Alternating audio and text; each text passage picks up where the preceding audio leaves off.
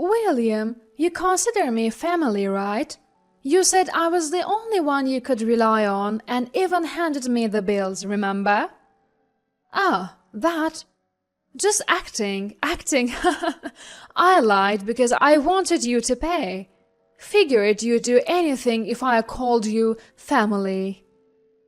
William, my stepson, smirks as he says this to me, who came to visit him in the hospital. Ignoring my shock, Emily, his wife, laughs at me as if I'm a fool. So, you paid for the surgery and now you think you're some kind of hero? Don't flatter yourself. You really think that makes you family? It's clear. They don't consider me family. That alone is enough to make me feel down. But William throws more heartless words at me. You're not needed. You can go home now. I paid for the surgery, got no thanks, and now I learned that calling me family was just a trick to get me to pay. Emily's words, William's dismissal, it's all enough to turn my sadness into anger. I don't need to be family with people like this. Unaware of my growing anger, William waves me away. Don't ever show your face again. You're a stranger to us. We have no plans to interact with you ever again. Fine by me. I'll gladly cut ties with you. Great. That's what I want. Enjoy your lonely life then. I feel foolish for ever wanting to be family with these people. I regret being deceived and paying for the surgery, but I decide to consider it severance pay. If being family means being with people like you, I'm better off alone. Goodbye. I say this and leave the hospital room. My name is Laura. I married Owen, a single father in my late 30s. I used to live a life without much social interaction, but Owen taught me the joy of connecting with people. Therefore, when Owen asked me to marry him, I thought it would be okay if it was with this person. I thought that, even though we weren't related by blood, I could be a real family with William, Owen's son. But it wasn't that easy.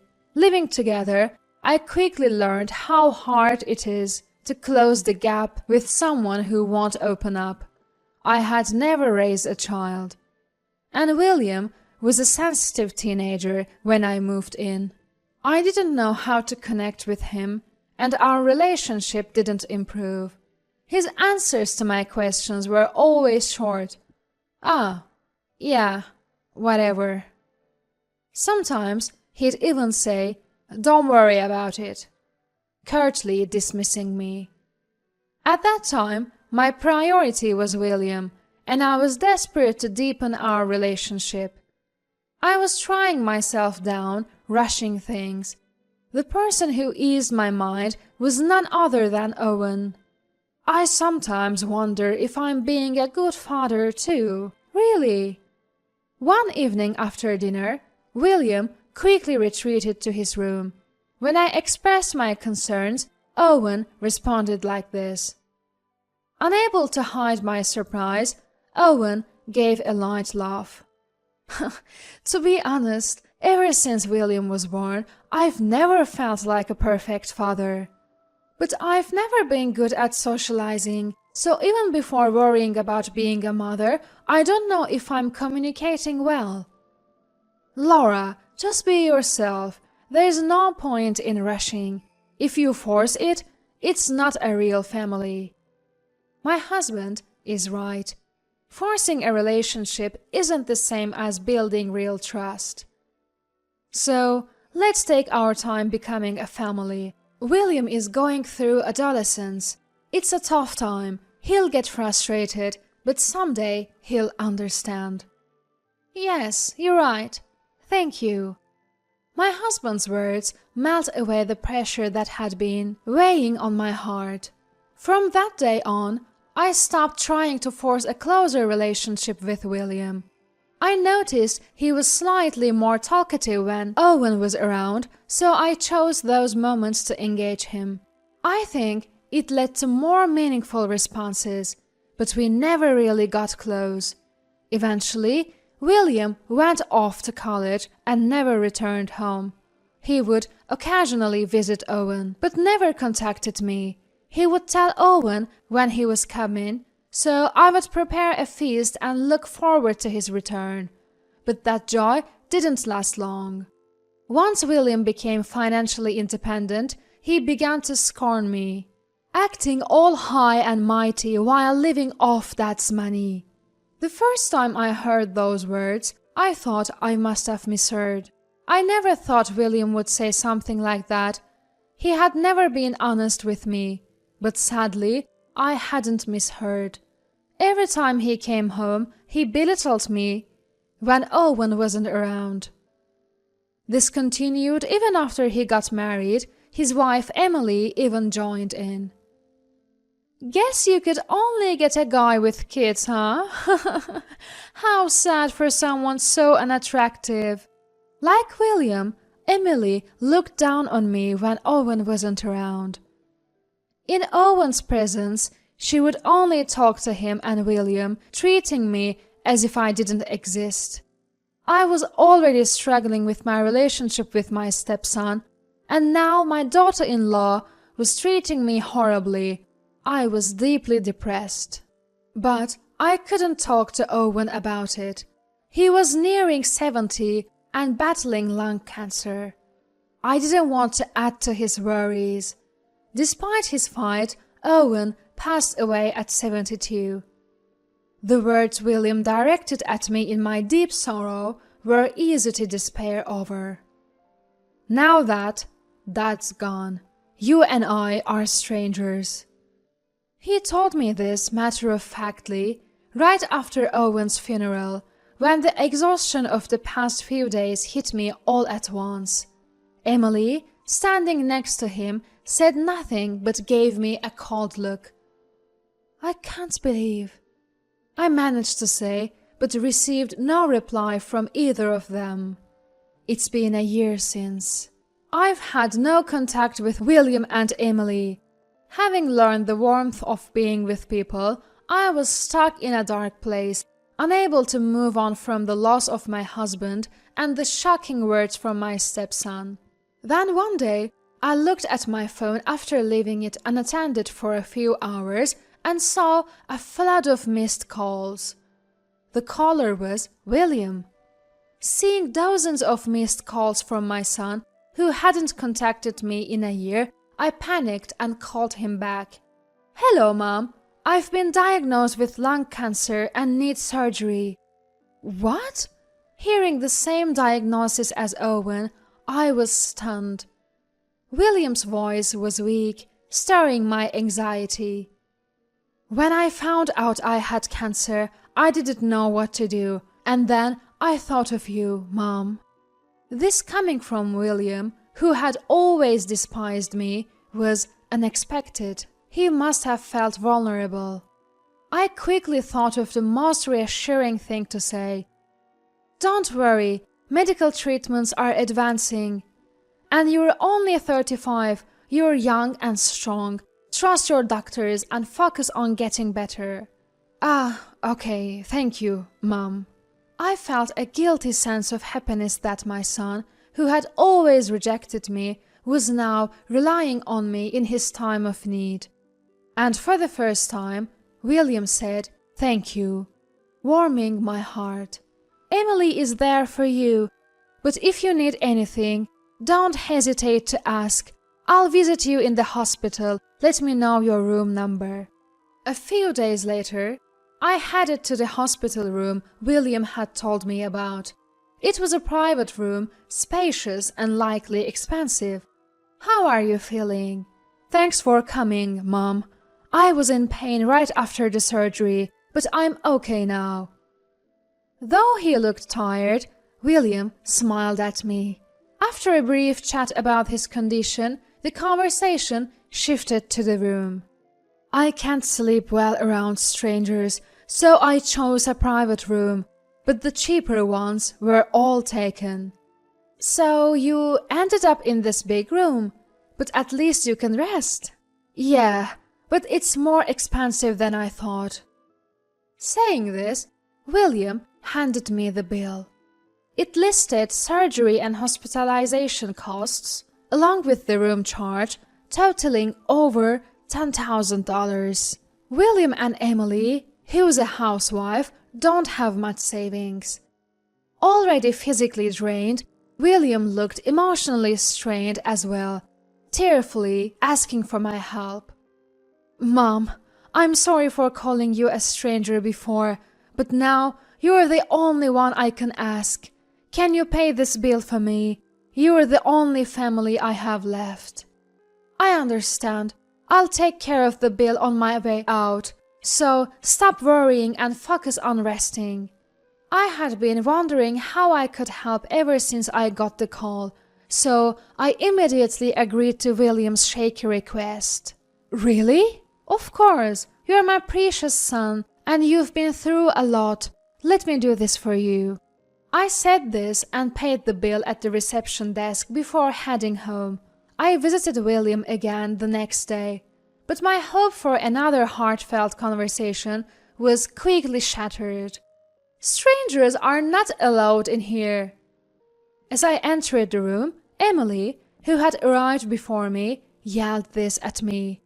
From yesterday's interaction, I thought William considered me family. Surely, William will stand up for me. That's what I thought. But William, lying in bed, showed no sign of intervening. Growing impatient, I couldn't help but ask William. William, you consider me family, don't you?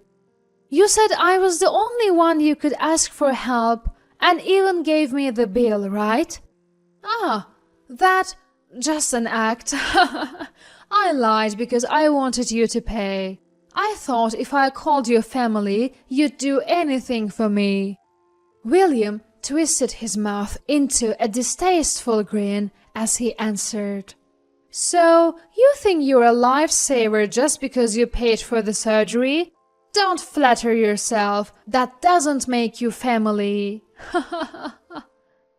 I realized I was still not considered family. That alone was enough to make me feel down. But William threw more heartless words at me. You're not needed. You can go home now. Not receiving any thanks for covering the surgery costs, being told that calling me family was just a trick to get me to pay, and now hearing you're not needed from my son, all of this turned my sadness into anger. I don't need to be family with people like this. Unaware of my anger, William waved me away. You don't have to show your face ever again. You're a stranger to me.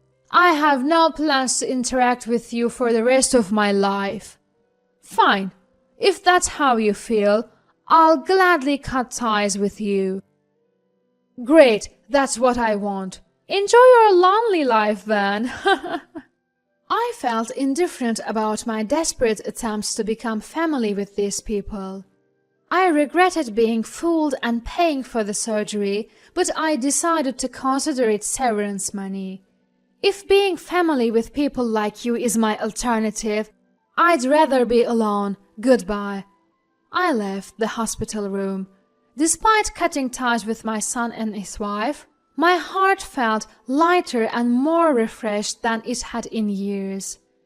Then, a few days later, William called again. Come to the hospital now. Even over the phone, I could tell William was extremely irritated. You're the one who said never to show my face again, remember? Shut up. This is all your fault. They said I could finally be discharged, but then they gave me another bill. Why didn't you pay the full amount?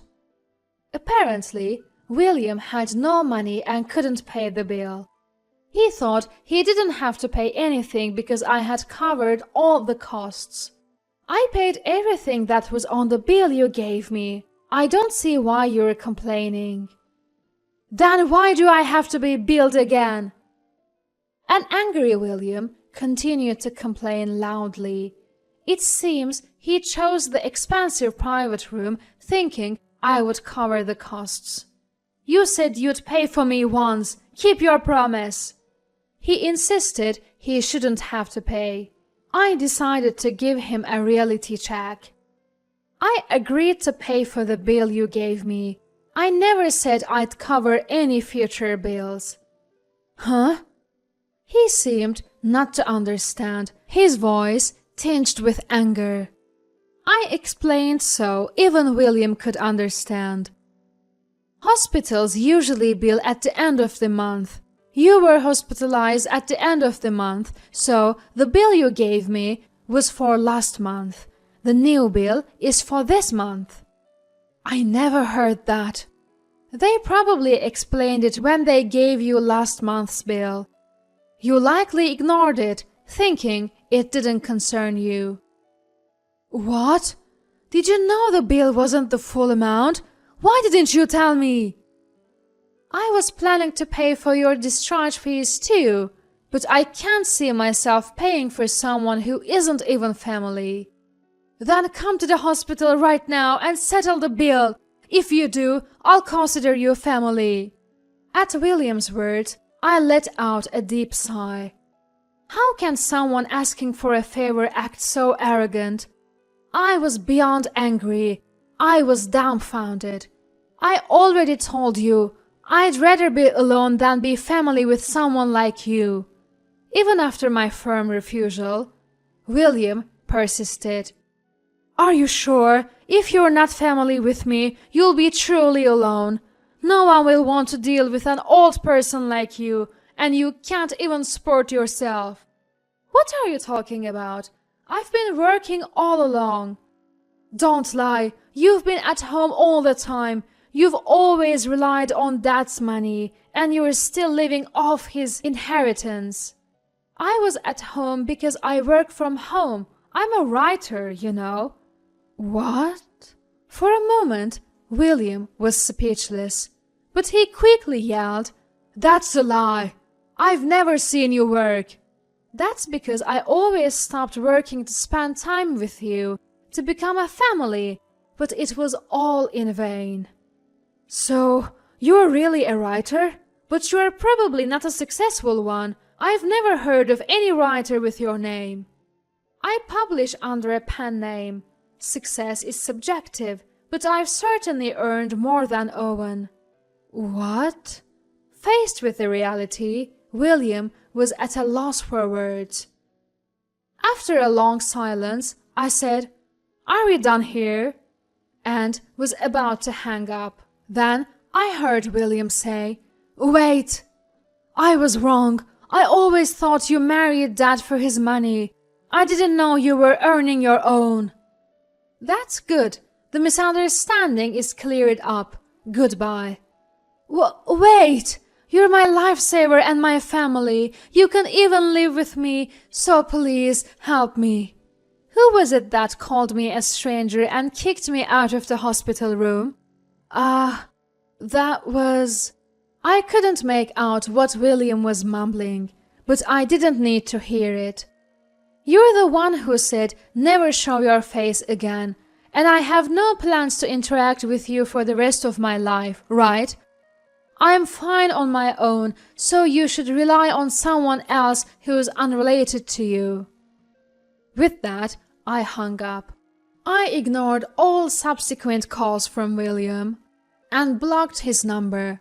Afterward, William withdrew almost all of his savings to pay the remaining bills.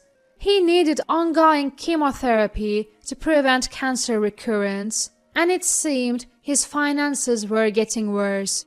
Emily lost her patience with him when the money ran out and apparently had an affair. Now he is in debt due to a divorce settlement. William is too busy with work and hospital visits to take care of himself, so in exchange for not demanding compensation, Emily takes care of household chores. Both are constantly irritated in a life without love or money, and it seems people are gradually disappearing from their lives. It's a fitting outcome for two people who easily called someone they considered family a stranger. As for me, I had been writing dark works since my husband passed away. But this experience inspired me to write a powerful new piece that's been well received by both editors and readers. I've regained the sense of purpose that I lost when my husband died. I plan to continue producing works that meet my readers' expectations.